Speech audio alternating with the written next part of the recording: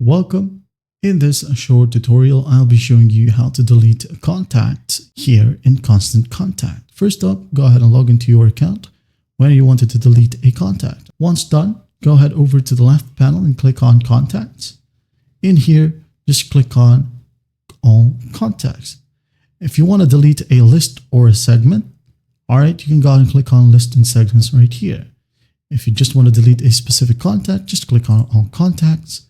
Wait for it to load, and once it loads, go ahead and click on the tick box besides the contact where you wanted to delete. For example, I'm going to delete maybe this one. All right, the unsubscribed email.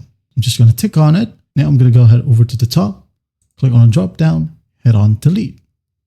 All right. For example, I'm going to go ahead and create another contact. Add single, just a random, at Gmail.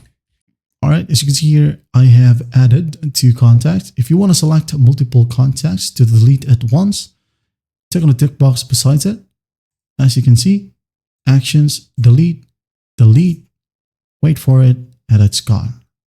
Well, I hope this video helps, and I'll see you in the next one.